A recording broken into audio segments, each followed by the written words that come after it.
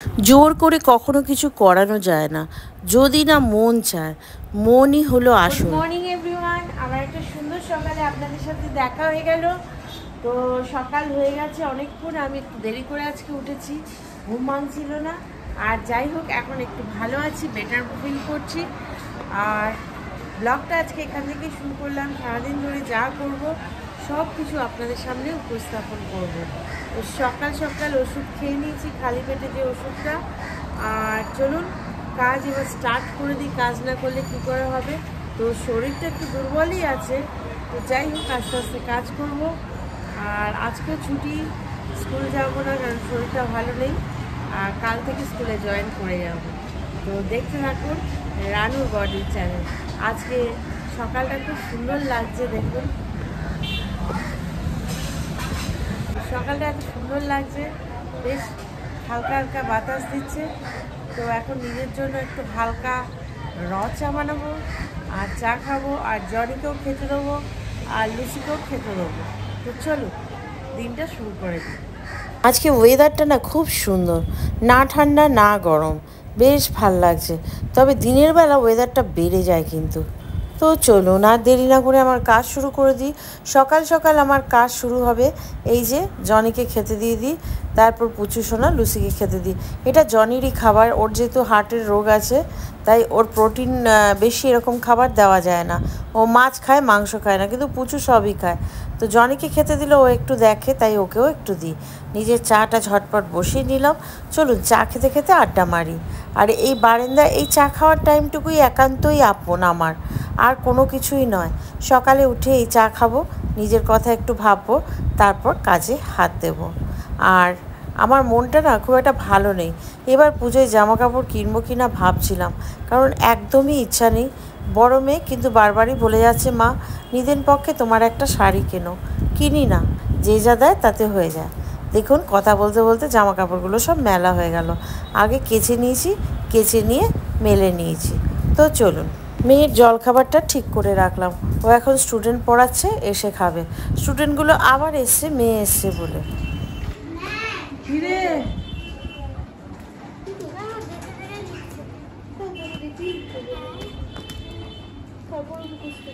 এই কিরে, ওই তোদের ম্যাম এসছে, তোরা খুশি? হ্যাঁ বাবা। এখন যাচ্ছি মামার বাড়ি। মামা তো আর নেই, মামি আছে, মামির পাশে দাঁড়াতে যাচ্ছি। ভাইরা আছে, ভাইদের সাথে আলোচনা করতে যাচ্ছি কীভাবে কি মানে পুরো অনুষ্ঠানটা কমপ্লিট হবে। আর মানে চলছে, চলুন দেখা যাক কি হয়। তো বেরিয়ে পড়লাম মামার বাড়ির উদ্দেশ্যে। যেতে যেতে রাস্তায় কত কিছুই না দেখতে পেলাম। এবার দেখুন দুর্গাপুজোয় যেন একদম কোনো সার নেই। অন্যবার পুজোটা মানে কত লোকজন হইচই থাকে প্যান্ডেল হওয়া শুরু করা থেকে। এটা গড়িবাড়ির প্যান্ডেল। এসে গেলাম মামা বাড়িতে। চলে এলাম মামার বাড়ি, মামা নেই তো মামা তো ভাইরা আছে, দেখা যাক কি বলে, কি তাদের পরিকল্পনা, কিরমভাবে কাজ করবে মামার কাজ। রাস্তাটা দেখে এখন আপনাদের মনে হচ্ছে যে সব অন্ধকার শুয়ে পড়েছে, আদৌ না। এখন লোকজন জমজমাট, সব কেনা বেচা চলছে। এখানে না দুবেলাই বাজার বসে, সকালের দিকে আর সন্ধ্যেবেলায় ব্রিজের নিচে। সকাল ঘুম থেকে উঠে এবার চলুন রান্নাঘরে যাই, ঝটপট রান্নাটা করে নিই। আর চান করে এসছি, আর ওই যে তরকারি হচ্ছে দেখুন সকালে জল খাবারের, আর ওই যে ভাত হচ্ছে। তো দেরি না করে এবার আমি রান্নাটা করে নিই ঝটপট। সকালে রুটি করব, তরকারি করব, তারপর আমি স্কুলে যাব। তো চলুন।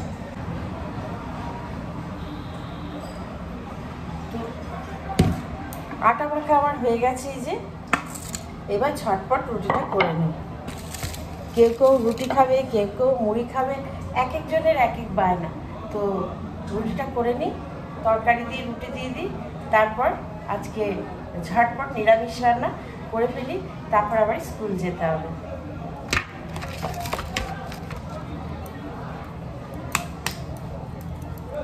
দেখতে দেখতে দিনগুলো কেমন কেটে যায় না। এই সেদিন মাকে নিয়ে ছোটাছুটি, নার্সিংহোম, হাসপাতাল, মাঝে মাঝে একা বসে ভাবি সেদিনও তো আমার মাটা বেঁচে ছিল। এবার দুর্গাপুজো, এবার মহালয়া, কিন্তু আমার মাটা নেই। এটাই মনে পড়ছে। সবাই যখন মায়ের হাত ধরে কেনাকাটি করছে রাস্তায় দেখি, ভেতরটা যেন আমার কেমন যেন গুমড়ে ওঠে। দুর্গা পুজোর সামনে এসে গেছে, সবাই পুজোয় কি কেনাকাটি করলেন আমায় জানাবেন। আমি এখনও কিছু কেনাকাটি করিনি, তবে কিছু পরিকল্পনা আছে, অবশ্যই জানাবো। কারণ এবার ঠিক দুর্গাপুজোটা দুর্গাপুজো মনে হচ্ছে না, মনে হচ্ছে যেন কোনো একটা শ্রাদ্ধ বাড়ি। তাছাড়া আমার মা চলে গেছে, মামা চলে গেছে, আর কিছু কেনাকাটি করতে ভাল লাগছে না। মামার কাজ এখনও হয়নি, 14 দিনের যে 13 দিনের যে কাজটা, 13 দিনে ঘাট কাজ হবে, 14 দিনে শ্রাদ্ধ, 15 দিনে মৎস্য, কিছুই হয়নি এখনও। তাই এখনও কিছুই কেনাকাটি আমি করিনি, আর সেই মনটাও নেই কেনাকাটি করার। গত বছর যেমন আনন্দ করে কিনেছিলাম, এবছর আর ইচ্ছেই করছে না। রুটি আবার হয়ে গেল কমপ্লিট। এবার বেলনা চাকি সব ধুয়ে জায়গায় রেখে দিই। আমার এটাই কাজ, আমি যে কাজটা করি সেটা কমপ্লিট করে ভালো করে ধুয়ে সেটা রাখি, যাতে পরের দিনের জন্য এটা তৈরি থাকে, বা পরেও যদি কেউ রুটি করে তার অসুবিধা হবে না, কারণ এটা জয়েন্ট ফ্যামিলি। এই যে সব রুটি, গরম রুটি করে রাখলাম। আমি যাচ্ছি স্কুল, কারণ সব কাজ হয়ে গেছে, রান্না বান্না হয়ে গেছে। আমি 3টে পদ করে গেছি, মাকে বলেছি আরেকটা পদ করে নিতে। দুদিন আমি স্কুলের ছুটিতে ছিলাম, আর তার জন্য মানে সত্যি আমার স্কুল খুব ভালোভাবে ছুটি দিয়েছিল, এত অসুস্থ ছিলাম, তো সেই জন্য আমি খুব গ্রেটফুল। তো যাই হোক, স্কুলে যাই, চলুন কচি কাচাদের কলরবে দিনটা আমার ভালো কাটে। তো রুটি তরকারি সব কমপ্লিট, স্কুলে যাচ্ছি।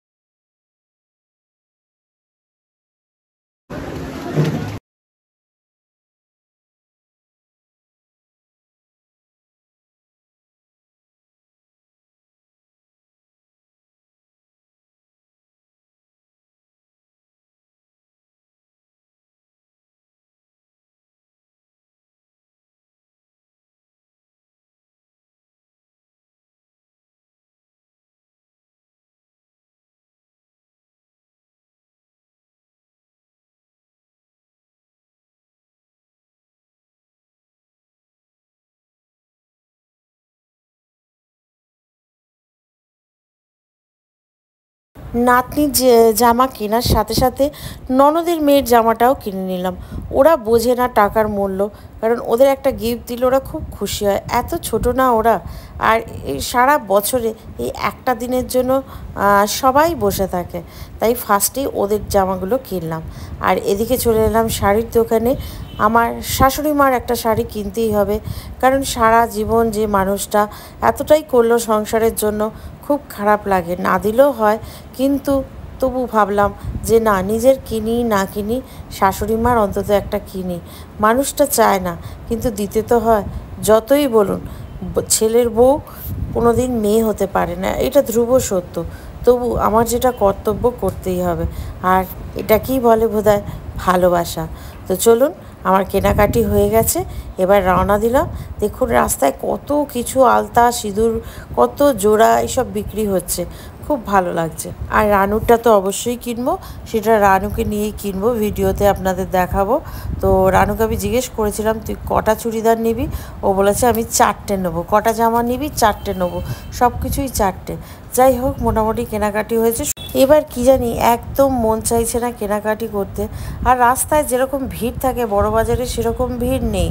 তবুও ব্যবসাদাররা এসছে, দোকানদাররা এসছে, মানে প্রচুর এখানে তো জিনিস এক লটে পাওয়া যায়, সেগুলো নিতে। ব্যানারও পড়ে গেছে, প্যান্ডেলও শুরু হয়ে গেছে, কিন্তু তবুও মনে হচ্ছে যেন ফুচকাওয়ালাও বসে গেছে, কিন্তু কোথায় যেন একটা ছাড়া ছাড়া ভাব, সেই প্রাণহীন তিলোত্তমা, কোনো যেন প্রাণ নেই। যাই হোক, আমি আর কি করব, এই যে ব্যাগ নিয়ে পাশে দেখুন একজন বসেছে, কত কেনাকাটি করেছে, আর আমি মাত্র এই দুটো ব্যাগ নিয়ে বসে বাড়ির দিকে রওনা দিলাম। আর ভাবতে ভাবতে চললাম যে মায়ের হাতে একটা শাড়ি, বৌমার পারিশ্রমিক সারা জীবনের একটা কিনে দিতে যদি পারি, তার মুখে একটু হাসি ফোটাতে পারি, তাহলে মানুষটা খুব খুশি হবে। সে কিছু এক্সপেক্ট করে না, কিন্তু এটুকু আমি করতেই পারি তার জন্য। যাই হোক, কথা না বাড়িয়ে এগিয়ে চললাম, আর ব্লগটাও এখানেই শেষ করি। আজকে ব্লগটা এখানেই শেষ করছি, আবার দেখা হবে কাল বাদে পরশু। টাটা।